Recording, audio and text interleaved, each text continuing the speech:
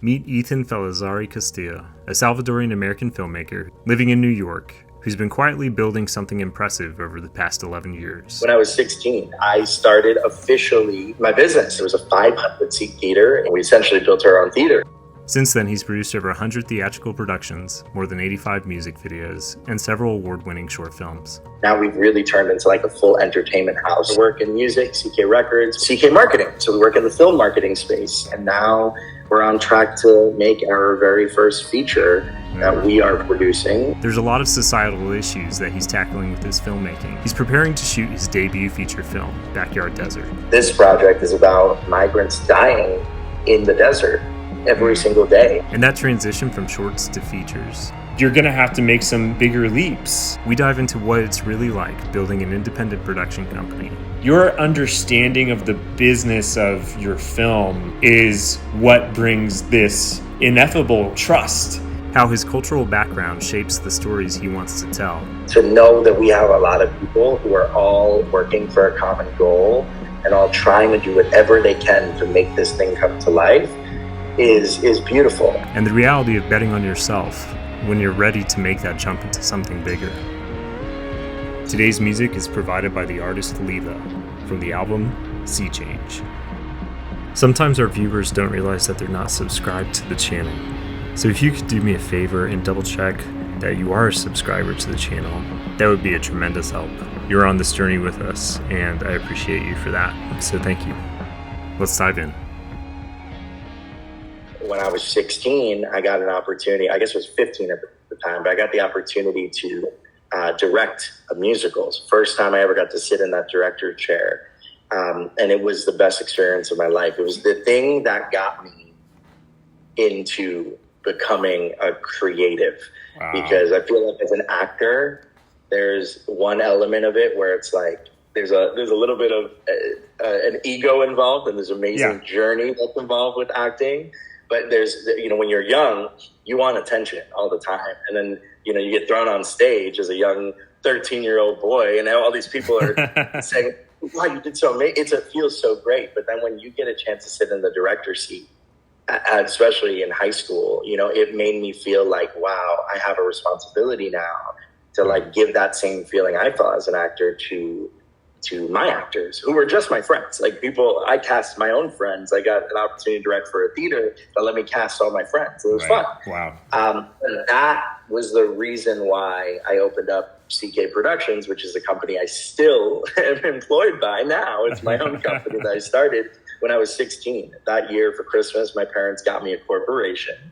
And as you do. Yeah. I mean, like, I'm happy about it. It was the best gift I could have gotten. And I started officially my business. It started off as a theater company. Very quickly, we were able to get our own theater. It was a 500-seat theater in an old town hall building in this town on Long Island that the building was no longer really being used, but we were able to, have the auditorium part and all the dressing rooms and offices attached to it. And we essentially built our own theater in there for several years. And then, and I'm a teenager at this time, so it was pretty crazy. Yeah. And then, we left that theater, opened up another theater, and it's somewhere in between all that. A friend of a friend asked me to help them produce a web series. And I was like, I've never produced a film, but I was like, hey, look, I produce theater, which is, and I still to this day think that it's one of the hardest things in the world to direct and produce theater. I'm like, if I could do that, I could do a film. Like, of course, why not? Let me try it. I love movies. I love working in that. Yeah. So I did it. And I think everybody who works in the film industry knows this. You work on one project, you meet someone on that set who then gets you onto another set. And, I produced that one. I was also acting in that one. And then got hired to produce another short off of that. That short ends up going to a bunch of festivals. And the rest is sort of history, because then after that, it was just like, friends of that director, that first short that I did, asked me to produce their projects, and, kept kind of going until I eventually started directing my own stuff. We hopped into the music video space and done now CK Films as a company has done over 85 music videos at this point, from ranging in all sizes, from like, no budget, scrappy indie artists to artists that are really on the rise. It's been quite a journey to work within the industry. And, what's been cool in the last 11 years that we've been in business, it's, we started off as CK Productions and it was just, hey, we're doing theater. And now we've really turned into like a full entertainment house and divided the company sort of into different branches that we call them, right? So we have CK Theatricals, still focusing on theater. We don't do it as much these days post-COVID because it is quite expensive and quite hard to make independent theater. But we do it when we can. CK Films, which is definitely our biggest branch, focus primarily on filmmaking. And then we have other branches that work in music, CK Records, where all the music from all the CK Films projects or music from CK Theatricals, it's kind of like a label that gets to self-distribute and push the music, which is pretty cool. And then we have CK Marketing. So we work in the film marketing space. And that's been a joy working in film marketing, something that I never thought I would be doing. And now 4 years into it, I'm doing it and I love it. And it's been a blast. So yeah, that's my journey. I've been very lucky to work with some amazing people who have helped us get to this point. And now we're on track to make our very first feature that we are producing. I've got a chance to work on other projects before, but as producers in-house, we have not produced our own feature yet. After many shorts, many videos, we're like, you know what? It's time to produce our feature. And this is the first of a few that we have in the chamber, so to speak. But this is the one that we've been working on for the longest. This started off as a theater project, and now it's turned into a full-fledged feature. So wow, that's so amazing, man. I'm so proud of you. So that's so awesome. It's such a journey so far, and the start into directing when you're 15. That's awesome. And you're right. You are kind of like behind the curtain, and that is like a much more creative position, arguably, to an extent, because you're really like guiding talent from other people, and you understood that from an early age, and that's awesome. Where this journey's brought you to today is a debut that's focusing on social change. Why is filmmaking important in 25? And speak to some of the thoughts maybe that you shared earlier a little bit too. But also just kind of like, why is it important to have a voice right now? And through art, Yeah, I mean, I think, filmmaking is the most important art form, I think, out right now, because it is the most accessible art form, right? One thing that we pride ourselves with at CK is trying to be as accessible as humanly possible. It's why, we are big fans of things like YouTube and Vimeo, giving an opportunity for people to see free art. I think the thing is that, a medium like theater or music, painting, they're not always as accessible. And while music has become pretty accessible, it's hard to beat out the noise because so much is controlled by these large companies and these large streaming platforms and all this. And similar to film, but the difference with, I think, film, what you have is that you have an audience for an hour, 2 hours, 15 minutes, whatever your film is. But you have an audience sitting down listening to your voice or listening to the thing that you're trying to say. No interruptions. Sure, people might check their phone for a second, go to the bathroom, whatever. But, realistically, you have them there. You have them locked in. You have the ability to create a lot of change. And I think you have the ability to get a film far and wide, and especially nowadays with platforms like YouTube or free platforms online. I mean, there's no saying where a film can end up going and how many people it can actually reach. And you see that with any kind of film content, right? So it doesn't matter if it's a movie, if it's a short, if it's just social media content. The ability for filmed content, that medium of film, what we can do and what we can inspire is incredible. I mean, you see that and talking about social change, you see that in 2020 with the Black Lives Matter movement. I mean, if it was not for social media, I don't think that would have been the same kind of movement that it was, right? Yeah. Because social media gave us the opportunity to be educated. But think about it. I mean, I think back on it, those videos people were making on TikTok when we were all, stuck in our homes and forced to be on social apps to have that connection. Those short videos, they impacted us so much and changed so many people's lives, and how we, since 2020, have moved the last 5 years. You know what I mean? Like, last 5 years, so many of us have been, radicalized is the wrong word, but I guess inspired is the right word, right? Inspired by social change via the filmed medium, right? So, when I say filmmaking is the most important art form, I don't just mean, making your indie feature about all of your personal trauma, but I'm talking about like the idea that like filmed content is truly the most important thing. And I mean, otherwise we wouldn't go on Instagram, we wouldn't go on TikTok, we wouldn't go on X or whatever other platforms there are in the world that people go on, right? We wouldn't go on these if we didn't have these videos that we could attach ourselves to. Right. And I think that a movie is the best way to get someone to care about something. I mean, there's so many great movies in that have been coming out in the indie film world that are really saying stuff and are really having us look inward to understand who we are as people. I mean, I saw the Brazilian film I'm Still Here recently. Beautiful movie, but it's a movie that is based on a true story that we in America wouldn't know. I mean, maybe some people do if you really follow Brazilian government's history. But if you don't, it's something that you can watch and look at and understand a part of the world in a different way. And it's like no other art form gives you the accessibility for that, right? Quite in the same way. And I think what's so cool about filmmaking too, one last thing I'll add about it is that it just is something that anyone can create. Now we get picky, I think, and I think filmmakers, people, your listeners who are probably other filmmakers who want to make the perfect thing. Sure. We're aspiring to maybe make that $1 million, $2 million plus feature. Sure. And, it can get expensive. It can feel incredibly challenging, but at its core, I mean, I can grab my iPhone, pick it up and start shooting something. I can make a movie if I really want to about anything that I want to. It's more accessible than it's ever been. And it's just it's amazing. And it's so unbelievably important, especially with today's current political climate in this country and really in so many other countries. Like, we need film now more than ever, and we need indie.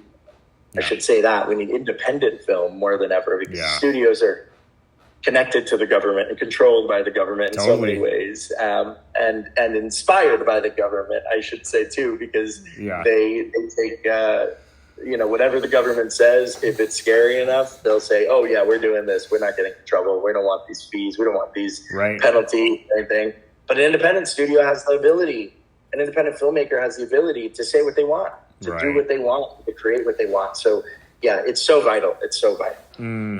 Such good words. I think we've all tried to kind of like, not all of us. I can recall many different projects in the past that I've worked on where I have been trying to make it a movie, like a big thing, and trying to make it credible on so many levels and stuff like that. It's like, great, that's awesome.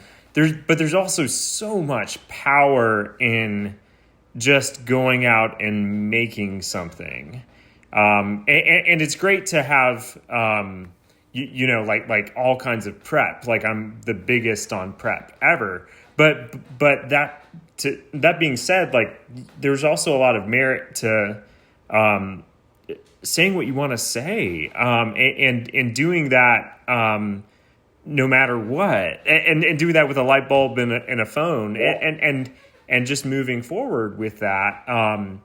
There's just so much more of the old ways are just going to be reinvented in crazy new ones that are deeply moving, deeply entertaining. And I think that in the next probably 5-10 years or so, production value is just going to be something that's kind of scoffed at a little bit, maybe. I don't think we're there yet, but there's certainly a level of ingenuity and independence with your voice that it is like the force behind everything, instead of all of the production value that's behind it, which makes it an interesting thing for crew positions and stuff. Like the whole landscape for that might be changing sometime soon too. The whole thing's evolving, and the departments that we have for making a film might shrink considerably, which is interesting too. And it doesn't feel good to think about that, but also, like, I don't think anyone knows though exactly how that will be affected in terms of work and stuff like that. But it's really fascinating. I know that much. You know what? Like, I mean, you already see it happening. Like, there's, one thing about, filming. I'm here in LA right now, but I'm, based in New York. And like, I find that in both of these bigger cities, a lot of the projects or the people you're working with could care less about the script. And they care about, okay, what is my rate? Right. How many days am I working? Can I fit this in my schedule? And that's it, and it's this sort of grind mindset that people have, because unfortunately this industry is so much gig work and it's hard to, get past that. But I do see a world in what you're saying, man. It's like, there's going to be a time, and it's happening in front of our eyes with social media and with some of these, where YouTube content is now, and then the biggest creators in the world being on YouTube and being on socials. I mean, people don't care about the same type of production value. You're right. And like, people are willing to do things for less, or there's just technology that allows you to do it with less people. Right. I think that movie Flow, the new animated movie, I've been wanting to see it. I haven't seen it yet. Beautiful film. I saw it, and it was made with like 25 people. And like, when was the last time you saw an animated movie made with less than like 500 people? You know what I mean? That's amazing. Because we're conditioned to think, okay, yeah, but it has to work this way. Maybe, but maybe not. I mean, you can make a movie that's critically acclaimed, winning all these awards, that was made in a bedroom. It was made on a laptop. You know what I mean? Like, it's insane to think about, but it's like, it's possible now, and it is freeing for filmmakers, because there are so many voices. And I'm a big fan of large productions. Like, I'm the type of guy who like loves my intimate, small indie films, but I also love my like Wickeds and amazing huge movies that are like crazy production value, and you're like, what? Look at the world that they built. They're like Mad Max, or like things that are just so large in scale. I love those too, and I think there's a world where both of them can exist, and there's also that world where we can make things for less. And think about how many filmmakers have an amazing voice that might be one of the best voices we've ever had in cinema, but they don't have access to the resources that other people do. Right. By having smaller crews, by being able to make film more accessible, we're allowing more voices to be heard. And especially in marginalized communities where, predominantly most of those people are not going to have the same kind of experiences or ability to be able to make something. I think of El Salvador, where my family's from. There's no film industry in El Salvador, and El Salvador is a country that's changing very, very rapidly, and a lot of positive things are happening in the country. And yet still, there's no like major industry in El Salvador. So if a kid wanted to pick up a camera and start working tomorrow in El Salvador, how? What infrastructure? They'd have to build the infrastructure from scratch. But if you have the ability to pick up a camera and just grab a few people and make something that looks good, that has a good story, you never know where it can go these days. So it is really interesting. And, there's obviously conversations with like oversaturation of the market because there's so many voices. But I think that's a good problem to have. I'm like, of the opposite way of thinking, where people, I think some people are like, especially the people I think a little bit higher up, they feel like, oh no, but my film's not getting the same kind of distribution deal because there's so many of these other films and everyone's. But I think if we can, there's no shortage of money in this industry. There's no shortage of ability to distribute movies. There's so many movie theaters in the world still. There's so many streaming platforms still. So there's an ability to get these things out there. People want it out there to get out there, right? So, but I agree with you, man. I'm inclined to agree. the industry's changing, and I think for the better, but we'll have to see. We'll see where it is in a few years. Yeah, there's such a unpredictable nature with it, and the ability to quantify how a film will be effective. I think a lot of it is done still in prep, ahead of time, almost entirely in prep, ahead of time before any record buttons are hit. But what to you about your current project, Backyard Desert, feels like it is set and ready for execution because all of the things have led to this moment of we're ready to hit the record button here. We're feeling good. Speak to that a little bit if you can. It's so interesting because, you bring up such a great point about prep. And I think so many filmmakers don't give themselves enough time for prep. Now, I think there's also the conversation about not having the luxury for like the most amount of prep. But I think there's always time before you start getting people involved to like prep, right? So first off, I commend you for saying that, because not enough people talk about prep, and they just go and try and shoot a movie, and that's why they don't work out. And that's why the films don't end up having the impact that I think they wanted to, because they're forgetting about one of the biggest aspects of our jobs as filmmakers, right? But anyways, as far as like our film, look, I mean, we started this journey almost 7 years ago. It was a play. We ran it in the city for a month, or a little bit under a month, but it was a wonderful experience about a young Border Patrol agent named Pammy.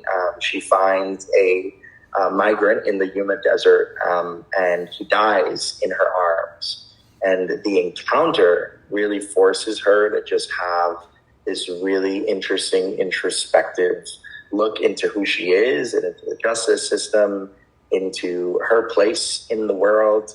And it's a really interesting film that I think dives into topics and social issues that are vital to talk about right now, especially under the current climate, not just of the country, but of the world. So we couldn't get the play anywhere else. We tried and tried and tried, got very close. COVID destroyed it, and we just didn't have the same momentum after. We tried even for a few years after COVID. Still, we didn't have the same momentum. And we had to make a decision, Nancy and I, who's the original playwright, we had to make a decision. If we want this piece to continue, we need to turn it into a different form. Right? It needs to be a series. It needs to be maybe a one-act play, maybe a feature. What can we do to continue to tell the story? Because we believe in the message that the story holds, right? And the sort of the cause attached to the social change attached to this project. So we adapted into a feature, and we took time. This is a film that there was a script that was done. Nancy's had the script for, even like a year or two before I even joined the project. Wow. I maybe even longer. And she had started on the idea back in 2001. She's been with this project for a long time.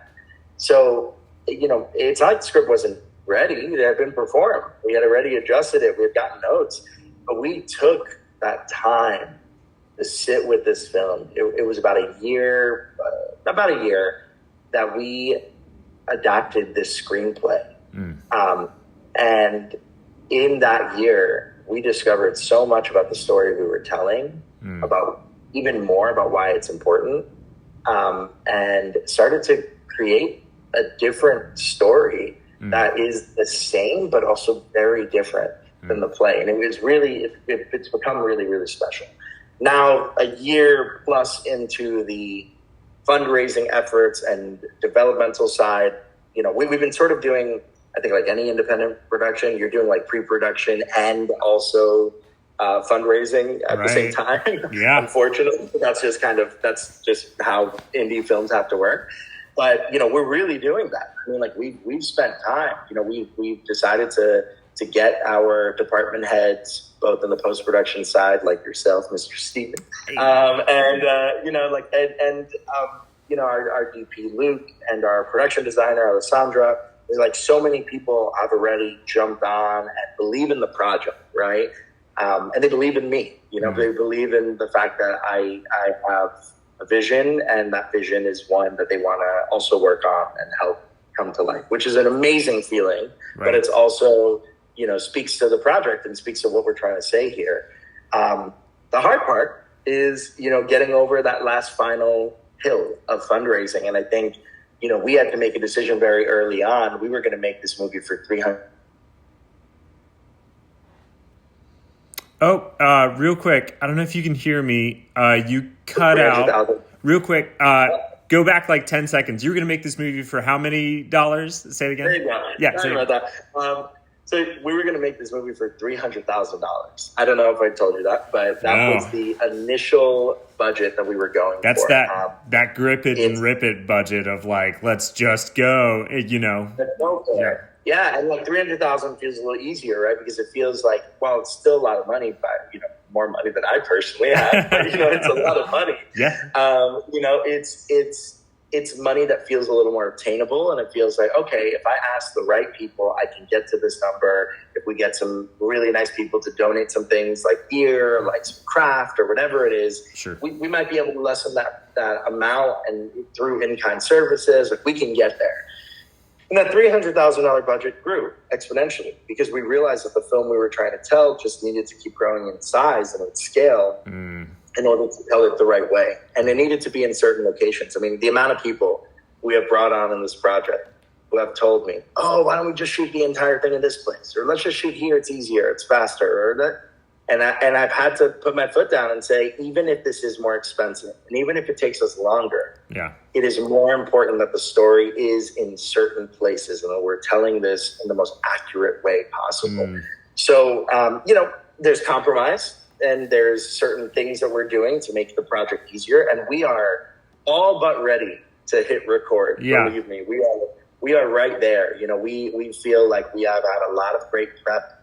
We've done all of our location scouts. We have done, so much planning and adjusting and getting closer to that shooting script. Our schedule is built out, our day out days, like everything is really, really built. And we have a great line producer, great team of producers, executive producers that have helped us get to that point. The one thing that we still need is just that last little bit of funding. And that's sort of where we're at, where it's like we have a really nice sized chunk, but we need to be able to get over that hump. And I think within independent film, what's really interesting is, a lot of people just talk to you about, well, why don't you apply for this grant or apply for this? As if that makes it any easier.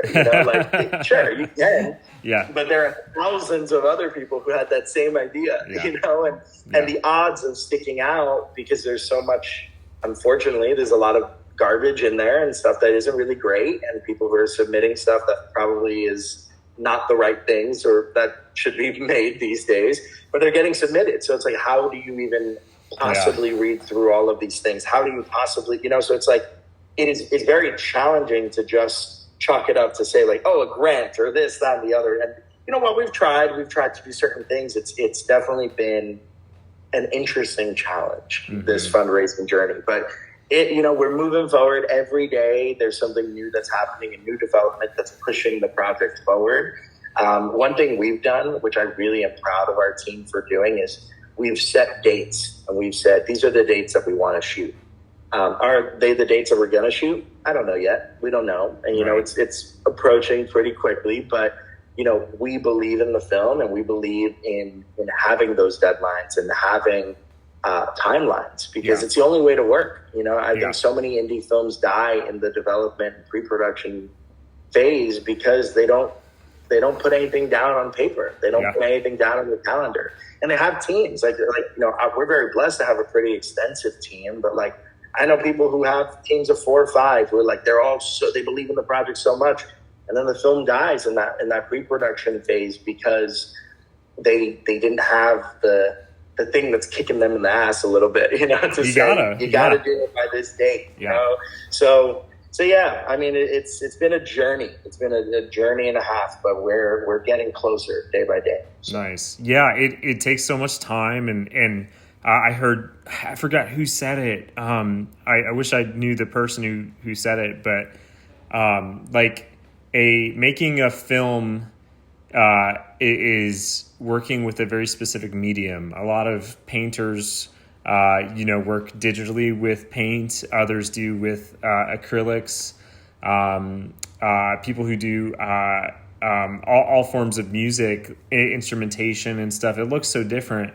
With filmmaking, really, it's taking all of those and then painting with money and kind of like knowing the exact amount that you're going to need in order to like see the frame and see where the eye's moving and great, you had one bucket of paint that you could use, and it's like you have to use all of it too, and it's like, and all of that is painted with money to understand the balance of what is fiscally possible within departments, within wardrobe, within makeup, within camera and location scouting, and it's like, okay, I understand the business of this painting right here, and I know what I want, and that brings so much confidence in your actors, in the flow of the day for the first AD. It brings so much confidence in investors in order to pour funds into the film,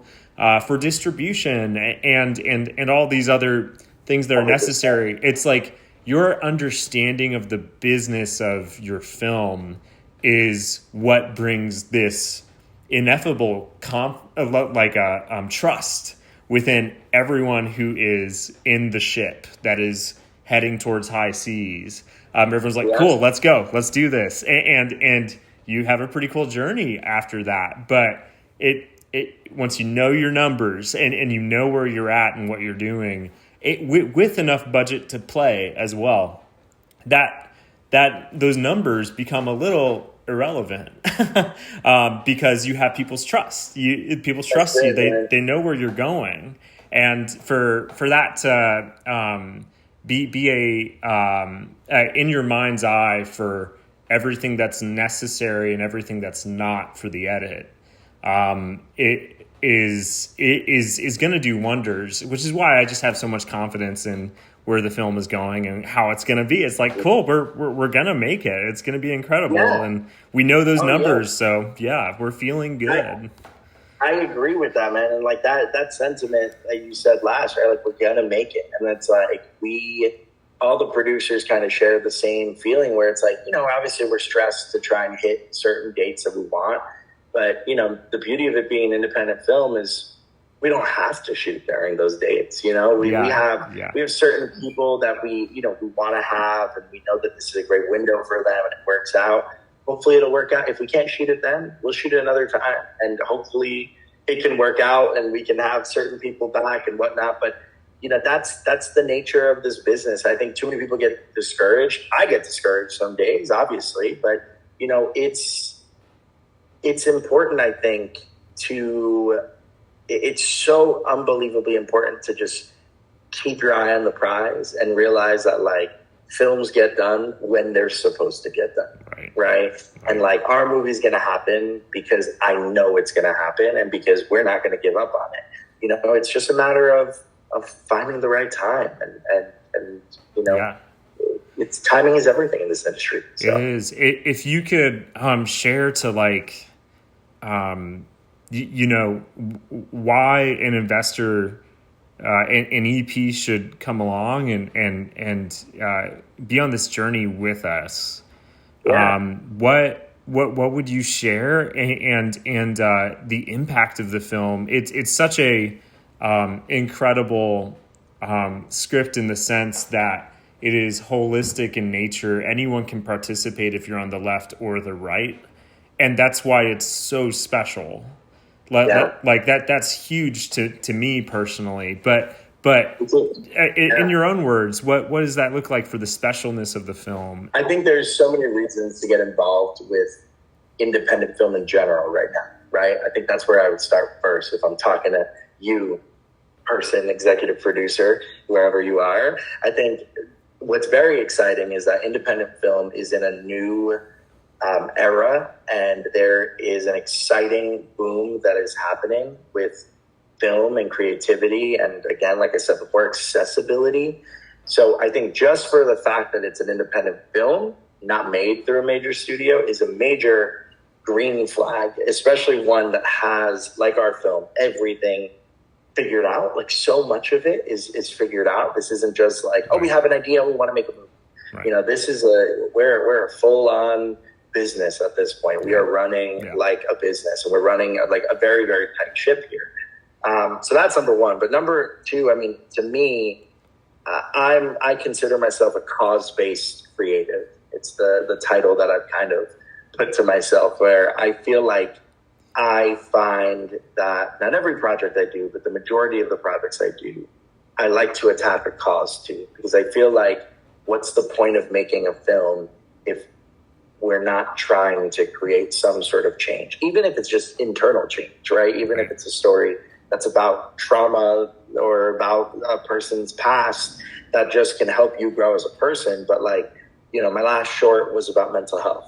And we teamed up with the mental health nonprofit to help tell the story and help promote mental health services and accessibility to services. This project is about migrants and really the issue at hand of migrants dying in the desert every single day, and really every year, and an obscene amount of migrants are dying all over the country. And you know, forget about just in the desert.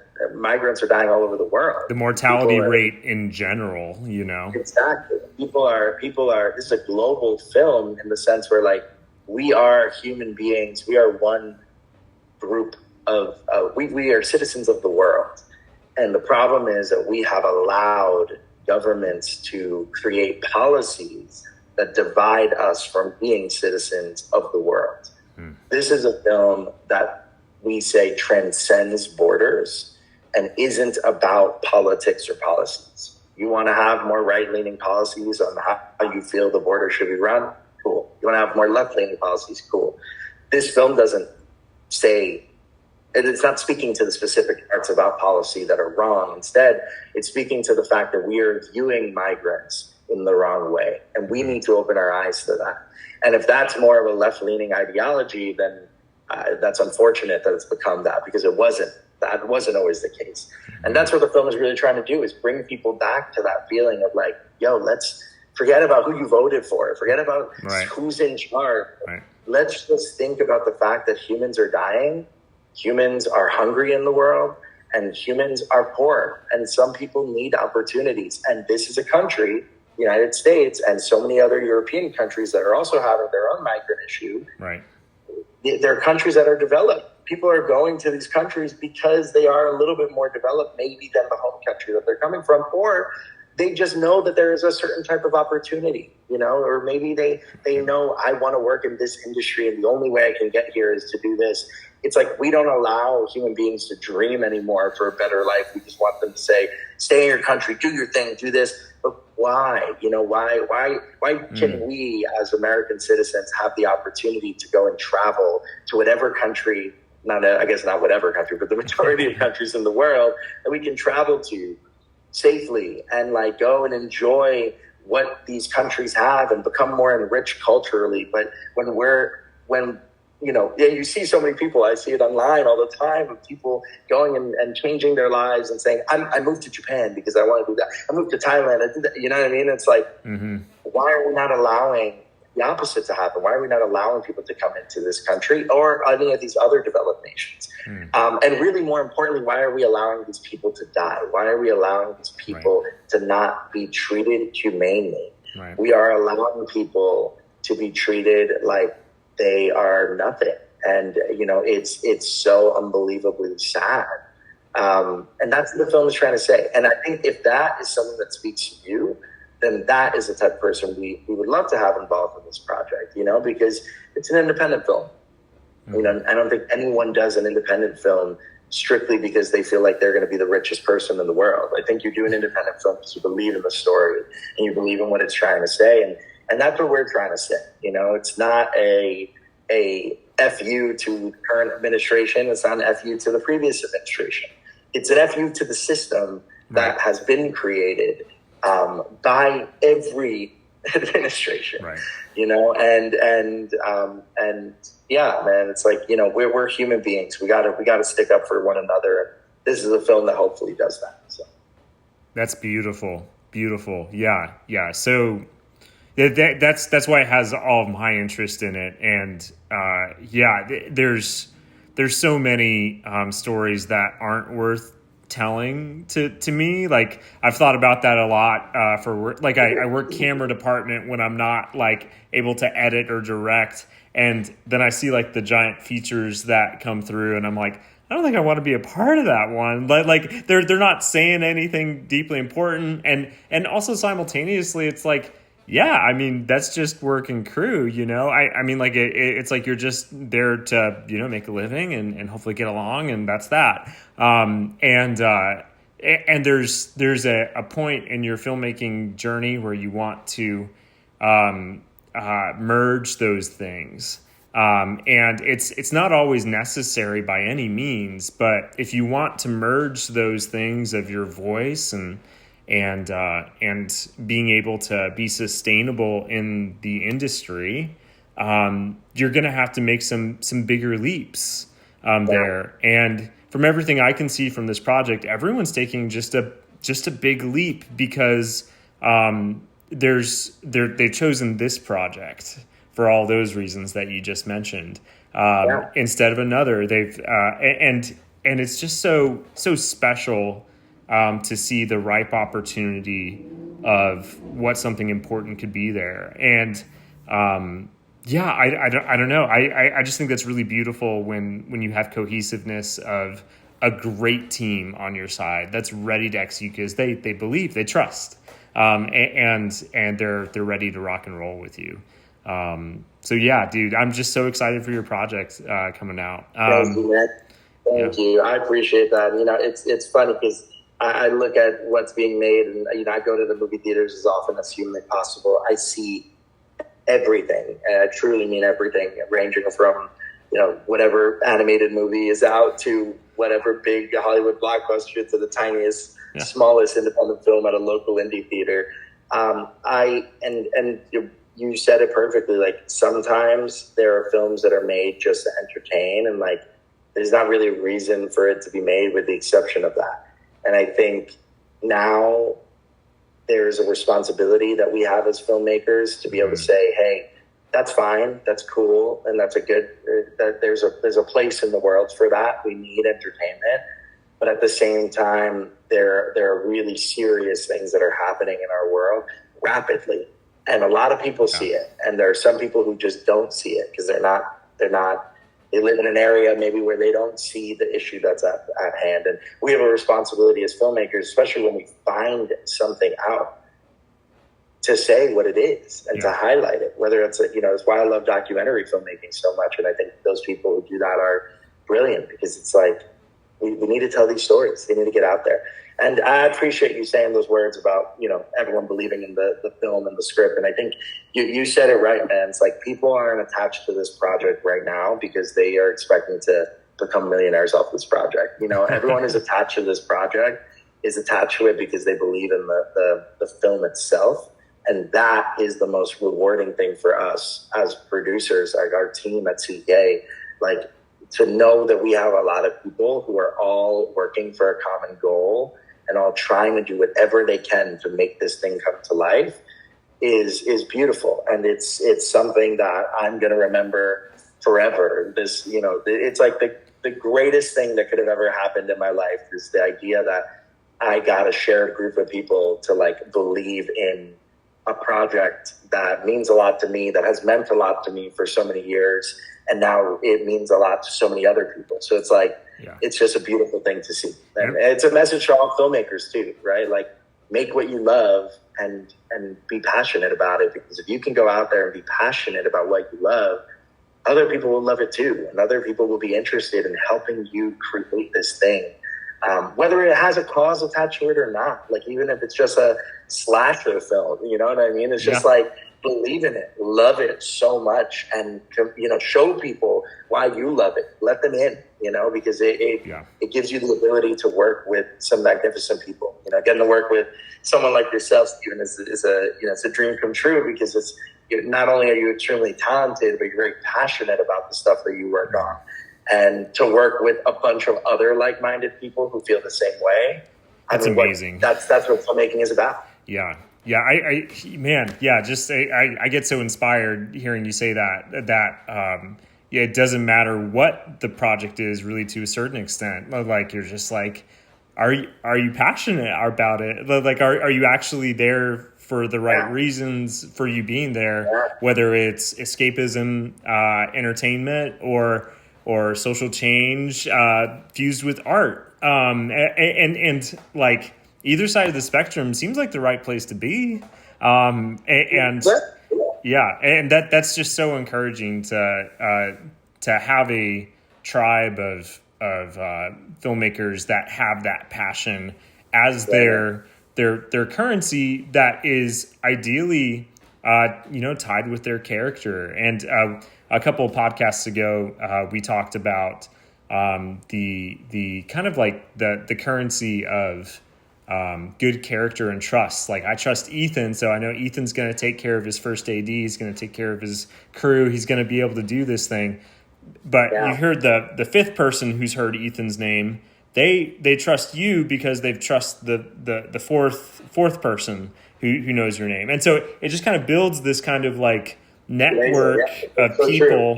That's kind of, and it's, I was talking with another friend about it yesterday, actually, about how promise keeping is so important when it comes to like a group of people meeting together for the same common interest and cause, kind of like the third space category of, you've got family, you've got friends and family, you've got work, and then the third space is kind of like, well, what's in between those two?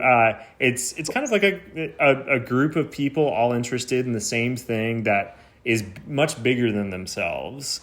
And that alone is established through, common interests and whatnot. But, the promise keeping nature of that passion that is fueled from trying to make something beautiful, is really like, I mean what I say, and that includes your well-being in that process of making it. And it's just really special and important, and something that you can't learn alone on YouTube, on a YouTube tutorial. You have to enter and encounter that with a group of people that, wow, they really treated me well, and that was awesome, and I felt valued, and you can't make that up. And it's beautiful when you can find that common cause with passion and good character to take you on a journey that you can go through the high seas together with.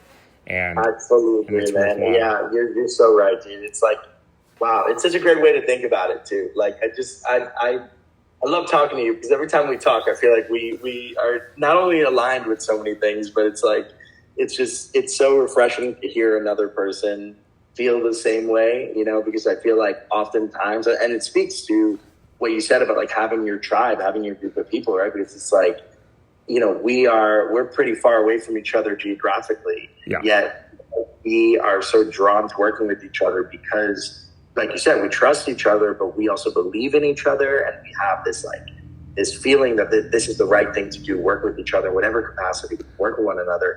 And it's so amazing when you can find those like-minded people, and it's so important to hold those people close, because that's the people you're gonna make the stuff with, man. It's like the greatest filmmakers all work with some of the same teams. Like, it's like, it changes every now and then, depending on availability, I guess. But for the most part, you're looking at Scorsese, you're looking at Tarantino, you're looking at James Cameron. Like, they've got their people. The same people, you know what I mean? They work with the same crew, and it's because that's their group of people. They believe in each other. They believe in one another, and man, I think that's also simultaneous with investors and people that just like, I don't know, I just believe in you guys, and their investors will probably be from across the globe, who I don't know, I just believe in it, and trust. It's just so beautiful when it's when it holds its weight, in both in story and practical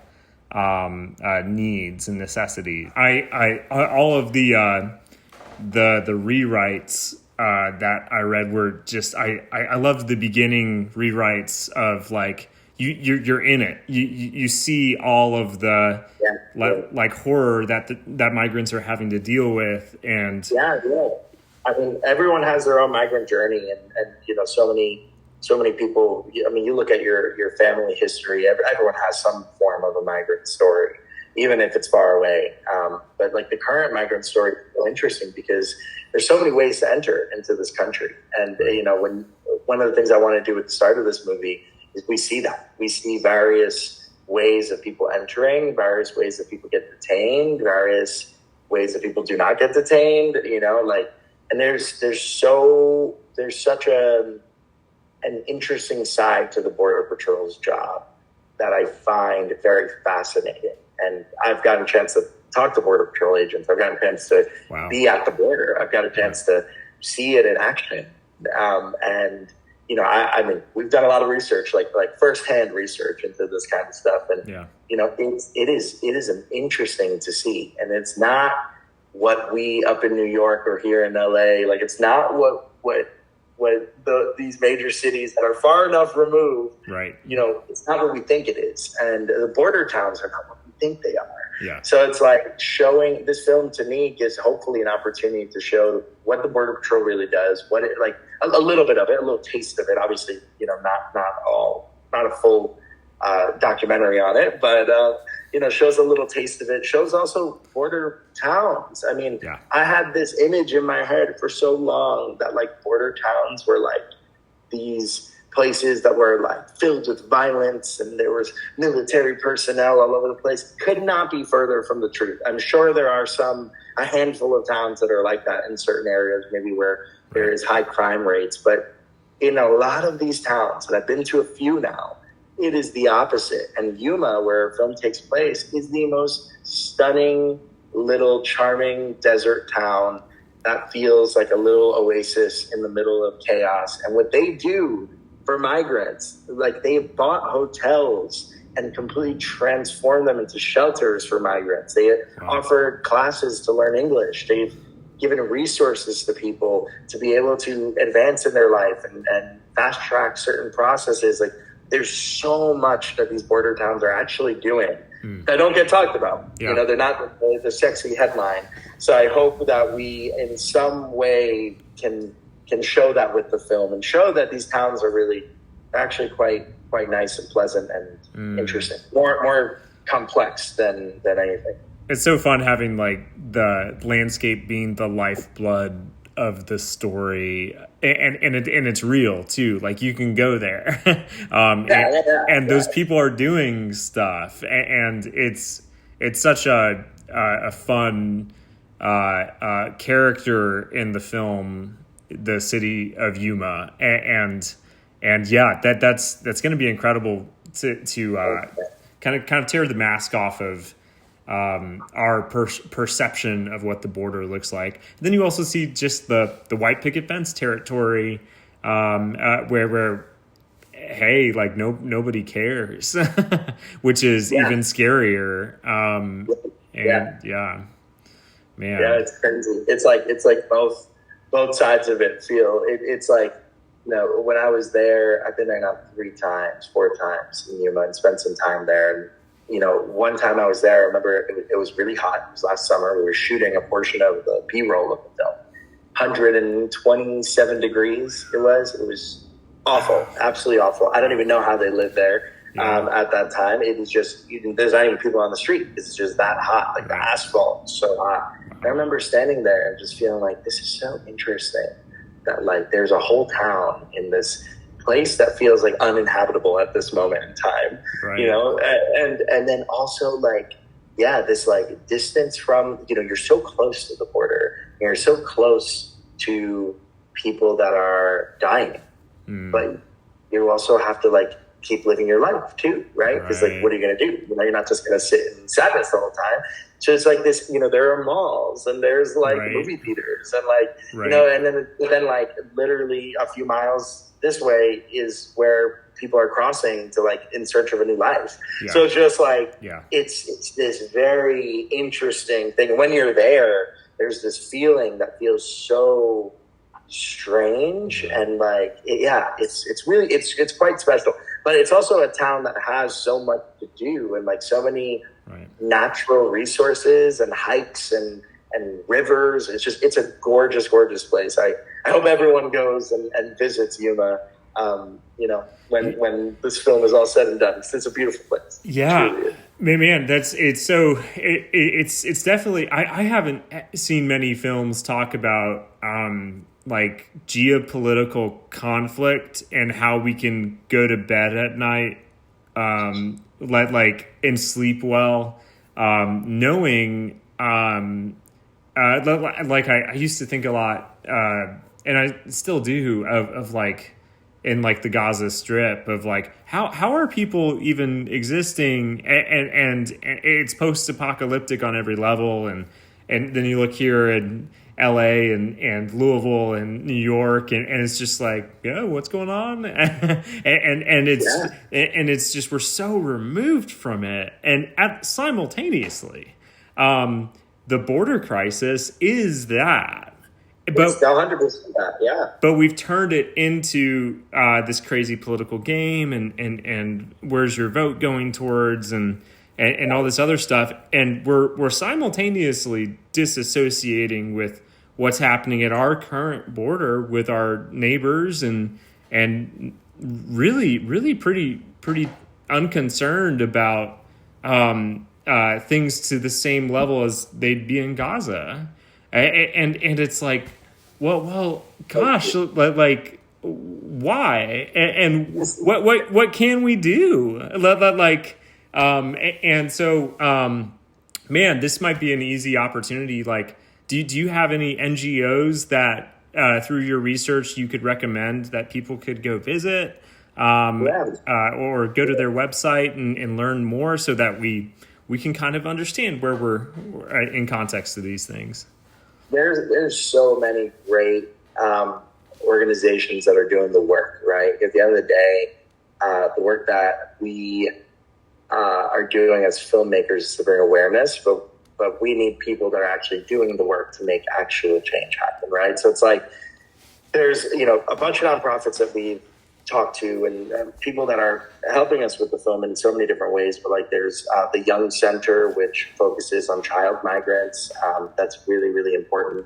There's Humane Borders, which provides water tanks in the middle of the desert that are cool drinking water that people can have when they're crossing over, because they do cross over. And nothing, and I repeat, nothing is going to stop people from coming over.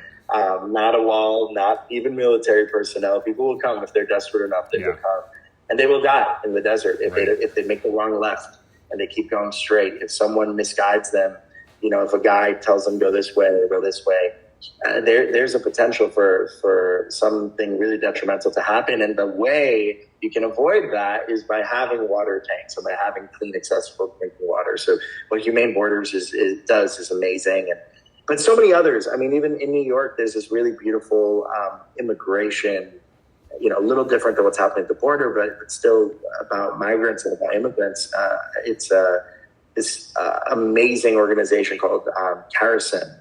Carecen, and they are the Central American Refugee Center for immigrants, and they focus on all of Central America, all of the Caribbean, and really anyone who is an immigrant, but specifically in those areas. And what they do is they provide resources, but also legal services. And in a time where we're re-entering a very scary time, where if you look a certain way, if you have a certain color of your skin, you may be stopped on the street and you may be asked to provide identification. You could very well be a citizen born in this country, and you could still be stopped. And it's obviously very targeted to Black and brown people more so than anybody else. And it's targeted to people with accents more so than anybody else. And it's very unfortunate and a scary time.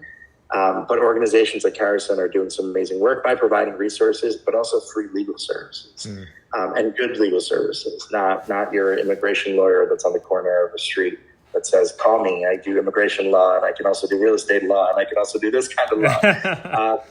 The immigration system itself is another system. I'm working on another feature that is focused on the deportation process, and it's one I've been working on for many years.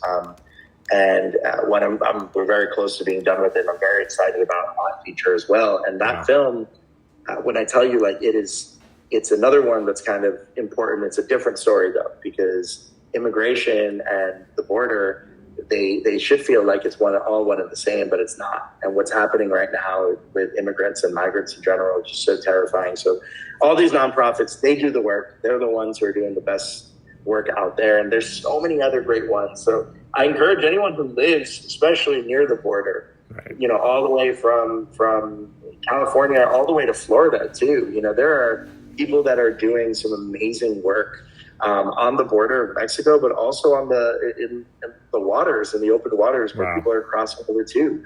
And people who are doing some really important stuff and need resources, $5, $10, or volunteering if you're in those areas, I think they always need manpower more than anything else. So, we're helping people see themselves in these characters. I mean, we hope that people who live in the border towns can watch this movie and go, yeah, I know that guy, or I am that guy, or I feel this way, or I kind of feel this way, and a little bit like this character. Like each of our characters, we have 5 primary characters in the film.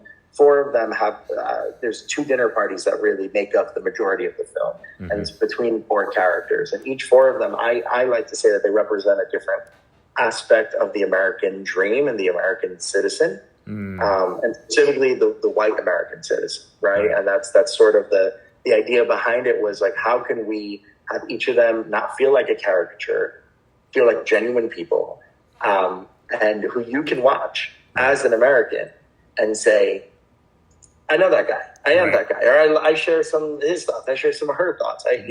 And like it's a